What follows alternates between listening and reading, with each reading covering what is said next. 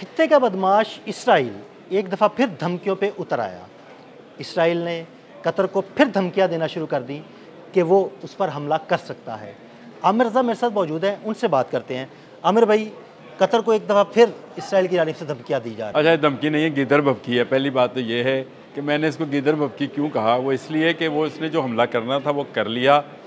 उसके बाद से वो अब सिर्फ अपनी हिफ़्फ़त मिटाने के लिए, क्योंकि पाकिस्तान और सऊदी अरब के मुआहदे के बाद उसकी ये हिम्मत नहीं है कि इस तरफ का रुख करेगा। दूसरी बात ये है कि अगर मैं आपसे ये कहूँ कि JF-17 थंडर जो है ब्लॉक 3 उसकी परवाज़ कतर के अंदर और वहाँ पर एक स्क्वाड्रन की तैनाती और वहाँ से पायलट्स और इंजीनियर्स का यहाँ पर आना, ये मैं अपनी तरफ से नहीं कह रहा हूँ, आप हैरान हो के मेरी तरफ से देख रहे हैं, ये उससे बड़ी खबर है। यानी वो जो इसराइल की धमकी है वो इसलिए गिदर भभकी है कि एक अभी अभी मैंने जो है इसको डिस्कवर भी किया कि एक दावा किया गया है कि पाकिस्तान का एक स्क्वाड्रन जो JF-17 थंडर का है उसको तैनात किया जा रहा है कतर में, और कतर से 100 से 150 के करीब पायलट्स, टेक्नीशियंस और इंजीनियर्स जो हैं तरबियत हासिल करने के लिए पाकिस्तान आ रहे हैं। और इसमें इस सिलसिले में बातचीत जो है वो तकरीबन फाइनलाइज हो गई है।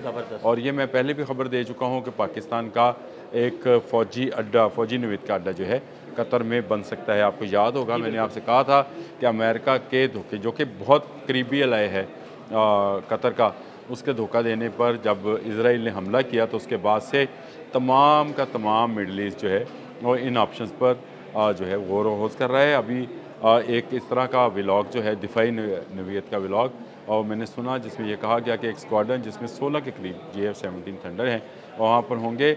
और ये JF-17 थंडर को पहली दफ़ा नहीं जा रहे हैं, इससे पहले भी 2 मरतबा JF-17 थंडर कतर की फ़ज़ाओं में परवाज़ कर चुके हैं और बता चुके हैं कि उनकी मौजूदगी से के होते हुए कतर की तरफ कोई मैली आँख से नहीं देख सकता है। तो ये बड़ी ख़बर मेरे लिए इसलिए भी है कि पाकिस्तान के पायलट्स और इंजीनियर्स और टेक्नीशियंस, इसके बारे में भी कहा गया है कि वो वहाँ कतर जाएंगे और कतर से तरबियत के लिए भी 100 से 150 के करीब टेक्नीशियंस, पायलट्स जो हैं वो यहाँ पर आएंगे। इससे एक ख़बर को मज़ीद अगर आप कहें तो मैं इसको रेफरेंस बनाना चाहूँगा। ये जो 150 के करीब लोग यहाँ पर तरबियत के लिए आएंगे वो खाली हाथ वापस नहीं जाएंगे, वो JF-17 थंडर उड़ा कर लेकर जाएंगे। और ये तो कमाल की खबर है। और ये कतर खरीदेगा, यानी कतर के में हिफाजत के लिए तो पाकिस्तानी पायलट्स मौजूद ही होंगे, लेकिन कतर अब उन ऑप्शंस पर गौर कर रहा है जो अमेरिका से हटकर हों, क्योंकि इसराइल के मामले में तमाम का तमाम मिडल ईस्ट जो है वहाँ पर इतमाद खो चुका अमेरिका। क्यों सऊदी अरब आपके साथ आया, क्यों अब कतर के जो वो तमीम नाम है उनके शायद जो अमीर हैं वो पाकिस्तान के करीब हुए, और इस सिलसिले में 2 दौर हो भी चुके हैं। डिफेंस नवीद के हमारे जो शमशाद मिर्ज़ा साहब हैं उन्होंने भी इस सिलसिले में एक मीटिंग को जो है चेयर किया था। तो ये मैं समझता हूँ कि एक बड़ी पेशरफ्त है सऊदी अरब के बाद, और ये माहदे का होना इसराइल की धमकियाँ जो हैं वो गिदर भभकियों में बदल जाएंगी, और ये गिदर भभकियाँ फिर चूँ चूँ चूँ करती हुई इंशाल्लाह ये चली जाएंगी, अंदर चली जाएंगी। क्योंकि बहुत अरसा पहले किसी मर्द दरवेश ने एक बात कही थी कि अगर कभी इसराइल या यहूदियों की तरफ से देखा गया हरमैन शरीफैन की तरफ तो सामने पाकिस्तानी फ़ौज खड़ी होगी इंशाअल्लाह। ये एक मर्द दरवेश का कहा हुआ मेरे जहन में रहा, लेकिन वो कहीं गुम हो गया था, मुझे याद भी नहीं रहा था। मुझे ये लगता था कि शायद ये ख़ाम ख्याली है, पाकिस्तान फ़ौज कहाँ और हरमैन शरीफैन जो हैं वहाँ पर हम कैसे सामने खड़े होंगे, लेकिन एक मुआहदा हो गया, उसके बाद आप खड़े हैं। अब कतर के बारे में ख़बर आ गई है, और कतर के बारे में ख़बर इसलिए भी अहम है कि पाकिस्तान सऊदी एयर शो में, जिस पर हमने एक प्रोग्राम भी किया था, पाकिस्तान से JF-17 थंडर सऊदी अरब उड़कर पहुंचे थे। रास्ते में उनको फ्यूलिंग किया गया था, और यही साथ कतर है, क्योंकि कतर की अगर जोग्राफिया को देखा जाए तो आपको मगरब में सऊदी अरब नज़र आता है, मशरक़ में उसके खलीज फ़ारस है, और फिर ईरान है।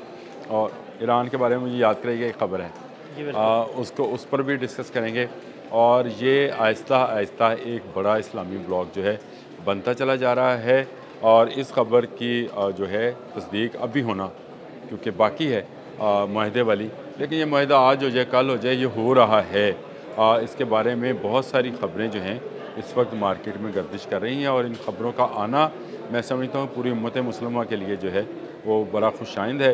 पाकिस्तान के मज़ाइल, पाकिस्तान के जहाज़ हमने किस काम के लिए रखे हैं? हमने उम्मत मुस्लिमा के दिफा के लिए रखे हैं। अर्ज़ पाक से लेकर अर्ज़ मुक़द्दस तक का दिफा जो है ये पाकिस्तानी फ़ौज की अखलाकी इस्लामी जो है वो ज़िम्मेदारी है। हमारा फ़र्ज़ ऐन है कि हम तमाम किस्म के मुस्लिम उम्मत का अगर दिफा कर सकते हैं तो ज़रूर करें, और इसमें इस दफ़ा के अंदर जो जो मुल्क आना चाहे वो कतर और सऊदी अरब हैं, वो ज़रूर आएँ।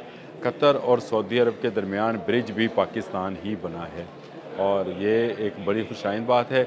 मुझे तो ये सुन कर खुशी हो रही है कि 16 के करीब एक पूरा स्क्वाड्रन होता है जी बिल्कुल एयरफोर्स का, वो अगर तैनात होगा मुख्तलिफ एयरपोर्ट्स के ऊपर, तो मेरा नहीं ख्याल कि फिर किसी को ज़रूरत होगी कि वो कतर की जानिब देखे। वो चाहे इसराइल है, इसराइल की इस धमकी पे मत जाइए, इसकी गिदर भपी पे ना जाइए कि हमास के लीडरान को निकालें। कतर बैनुल-अक़वामी तौर पर एक सालिस की हैसियत रखता है। मुख्तलिफ तनाज़ात में वो अपनी सालिसी खुद पेश करते हैं कि हमारे कंट्री में बैठें, यहाँ पर आपको पुरअमन माहौल दिया जाएगा।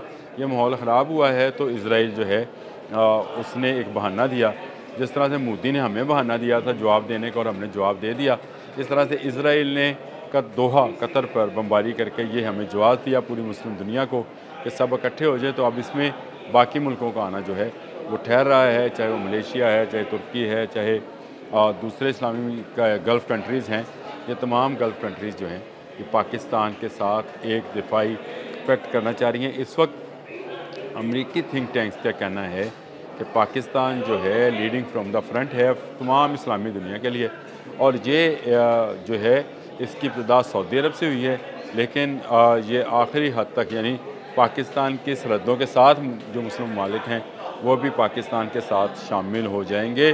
तो ये एक बहुत बड़ा दिफाई इस्लामी ब्लॉक बनने जा रहा है, और इसकी इब्तिदा अगर कतर से सऊदी अरब से तो हो गई, अब कतर इसमें शामिल होता है इस पैक्ट के अंदर, चाहे वो नया पैक्ट हो या सऊदी अरब वाले पैक्ट में ही शामिल हो जाए, तो एक पर हमला दूसरे पर हमला समझा जाएगा।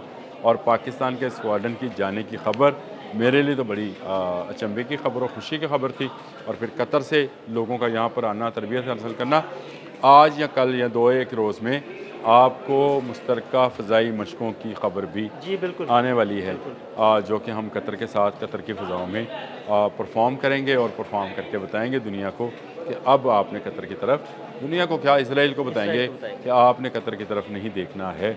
लेकिन ये पूरी दुनिया के लिए पैगाम होगा, ये सिर्फ हाली इसराइल के लिए नहीं होगा। जो जो दुश्मन आँख मुस्लिम कंट्री की तरफ देखेगी उसका सामना पाकिस्तानी शहीनों से, पाकिस्तानी मज़ाइलों से होगा, और ये शहीन और मज़ाइल जो हैं ये उम्मत मुस्लिमा का दिफा करने के लिए तैयार हैं।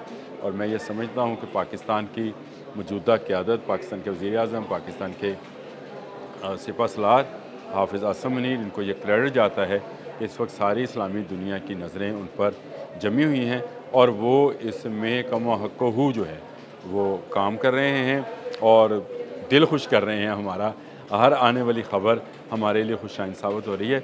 ये बड़ी अच्छी बात है कि पाकिस्तान अपना दिफा तो कर ही रहा था, अब इस्लामी दुनिया के दूसरे ममालिक का दिफा भी करेगा। बहुत शुक्रिया आमिर भाई जी। बिल्कुल, आमिर भाई ने बड़ी तफसील के साथ इस मामले पर रोशनी डाली कि इसराइल की जानिब से ये धमकियाँ नहीं, गीदड़ भभकियाँ हैं, और ये भी बताया कि पाकिस्तानी शाहीन अब इंशाल्लाह कतर की फ़िज़ाओं में भी परवाज़ करेंगे। अदील अहमद और आमिर रज़ा को इजाज़त दीजिएगा। अल्लाह हाफ़िज़।